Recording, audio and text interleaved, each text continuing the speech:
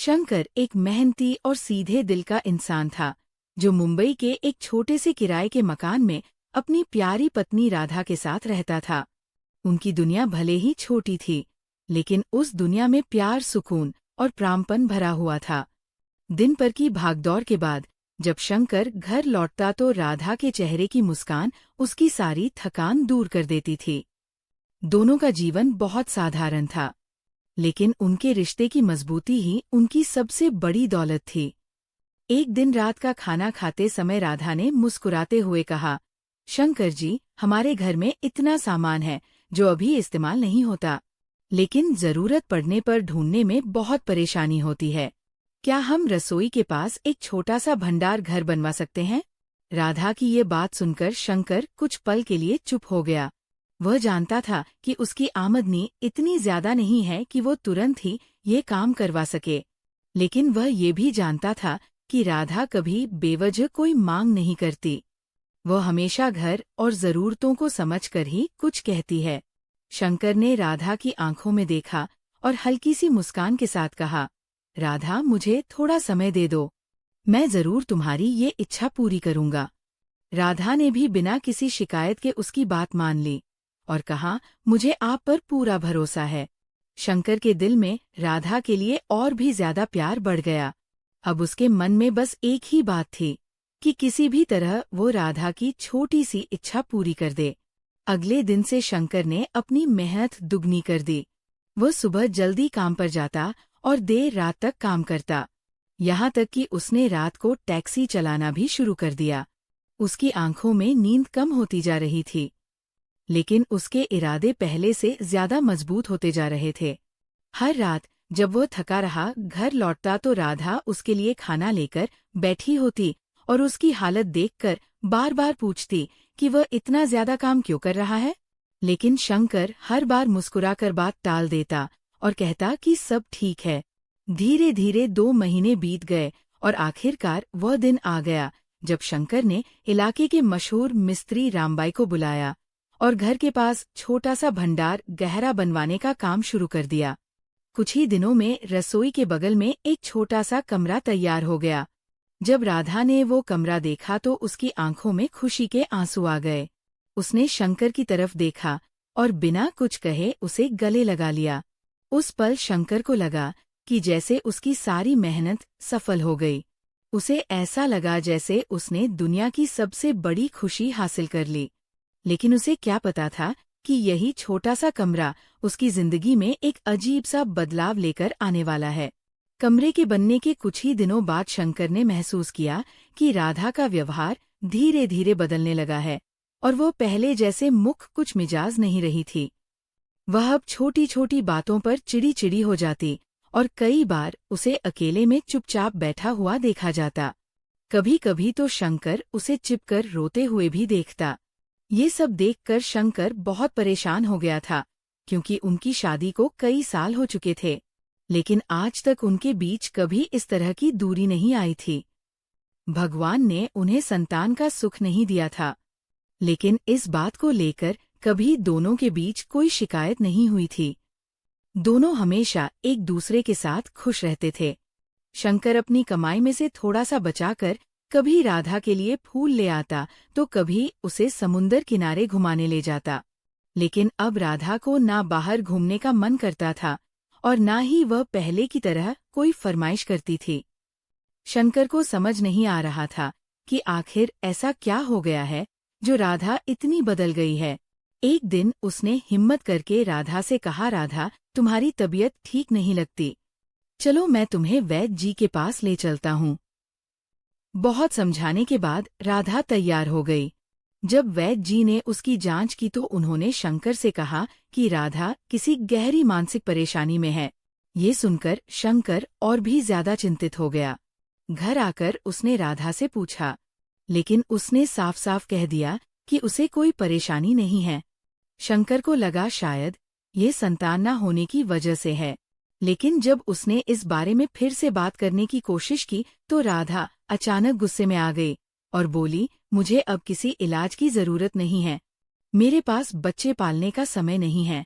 राधा की ये बात सुनकर शंकर बिल्कुल हैरान रह गया। वो समझ ही नहीं पाया कि इस छोटे से घर में आखिर ऐसा कौन सा काम है जिसकी वजह से राधा के पास समय नहीं है। ये बात उसके मन में एक गहरा शक पैदा कर गई, लेकिन वह फिर भी चुप रहा क्योंकि वह राधा को दुखी नहीं करना चाहता था। धीरे धीरे उनके बीच दूरी बढ़ने लगी। एक दिन शंकर ने ऑफिस जाते हुए राधा से कहा कि आज वो जल्दी घर आएगा और अपने कुछ दोस्तों को भी साथ लाएगा। उसने राधा से चाय और पकोड़े बनाने को कहा, लेकिन इस पर राधा का चेहरा अचानक बदल गया और उसने गुस्से में कहा कि मैं ये सब नहीं कर सकती। मैं क्यों करूं? ये सुनकर शंकर को बहुत बुरा लगा, क्योंकि पहले भी कई बार वो अपने दोस्तों को घर लाया था और हर बार राधा ने खुशी खुशी उनका स्वागत किया था। लेकिन आज उसका ये बदला हुआ व्यवहार शंकर को अंदर तक चुभ गया। उस दिन दोनों के बीच बहुत झगड़ा हुआ और शंकर ने अपने दोस्तों को आने से मना कर दिया।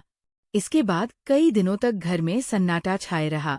शंकर हर पल यही सोचता रहा कि आखिर राधा को क्या हो गया है और वह इतनी बदल क्यों गई है।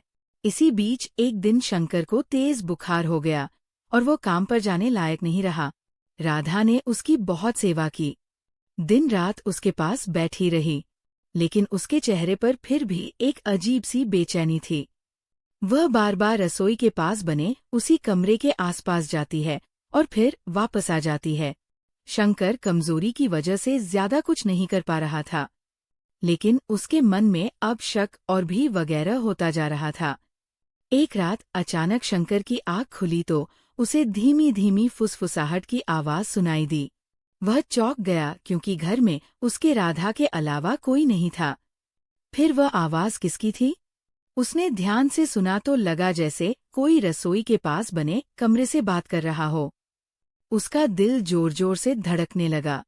उसने राधा को आवाज दी तो वो तुरंत उसके पास आ गई और बोली, क्या हुआ शंकर जी? शंकर ने उससे पूछा कि वह किससे बात कर रही थी, लेकिन राधा ने तुरंत कहा कि ऐसा कुछ नहीं है, आपको वहम हो रहा है। शंकर चुप हो गया, लेकिन अब उसके मन में एक अजीब सा डर और शक पैदा हो चुका था। अब शंकर के मन में उस कमरे को लेकर शक धीरे धीरे गहराता जा रहा था। उसने पहले कभी उस कमरे की तरफ ध्यान नहीं दिया था, क्योंकि वह राधा पर आंख बंद करके भरोसा करता था, लेकिन अब वो हर छोटी बात उसे सोचने पर मजबूर कर रही थी। कई बार उसने सुबह जल्दी उठकर देखा कि राधा उस कमरे से बाहर निकल रही है और जैसे ही वह उसे देखती तो घबरा जाती। उसके चेहरे पर डर साफ नजर आता था।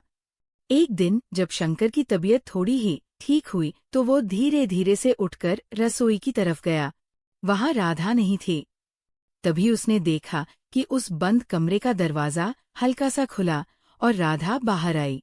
जैसे ही उसकी नजर शंकर पर पड़ी, वह चौंक गई और उसके माथे पर पसीना आ गया। शंकर ने पूछा, तुम अंदर क्या कर रही थी? तो उसने जल्दी से जवाब दिया, मैं बस पुराना सामान देख रही थी।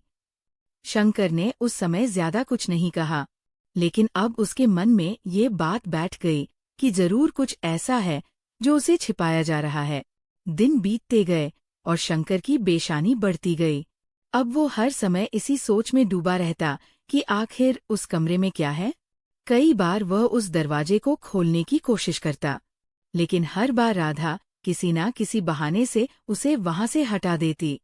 कभी उसे पानी लाने को कहती, कभी कोई और काम दे देती। ऐसा लगता था जैसे वो वायरस में उसे कमरे की रखवाली कर रही हो। शंकर अंदर ही अंदर घुटने लगा था। वह ना तो खुलकर कुछ पूछ पा रहा था और ना ही सच्चाई जान पा रहा था। एक दिन सुबह जब शंकर ऑफिस जाने के लिए तैयार हुआ तो उसने देखा कि राधा घर में कहीं नजर नहीं आ रही थी।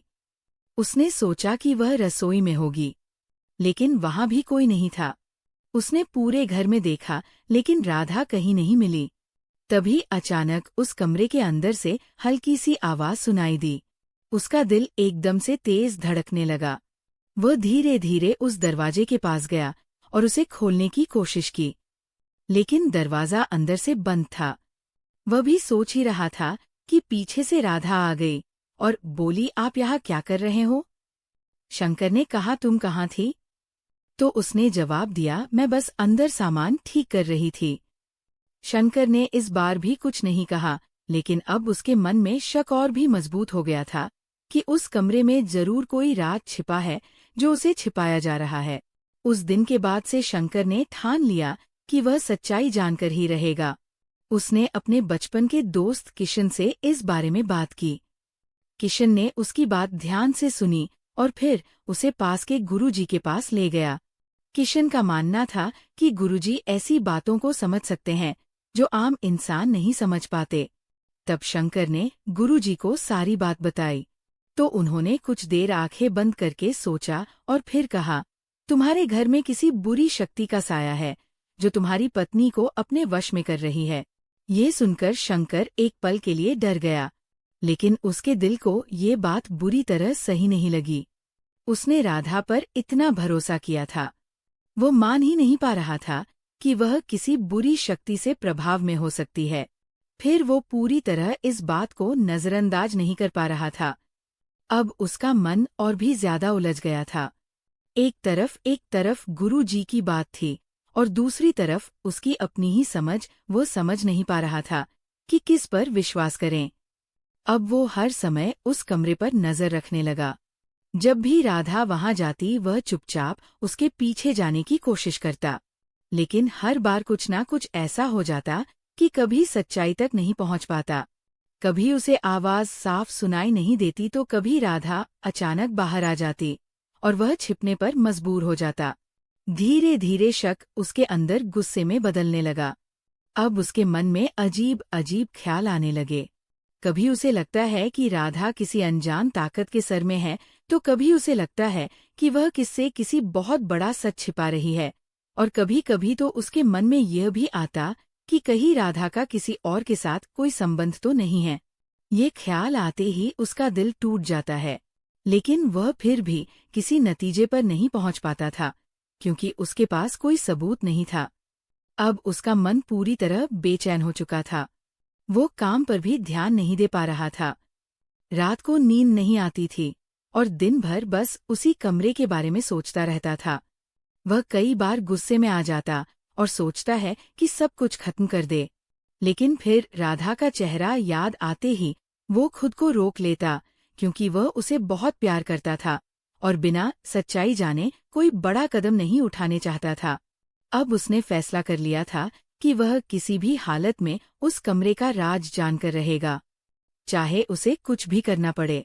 उसकी जिंदगी अब उसी एक सवाल के इर्द-गिर्द घूमने लगी थी कि आखिर उस कमरे के पीछे छिपा सच क्या है। अब शंकर के अंदर का धैर्य धीरे धीरे खत्म हो रहा था। उसका हर दिन बेचैनी और शक में गुजर रहा था। वह ना ठीक से काम कर पा रहा था और ना ही चैन से सो पा रहा था।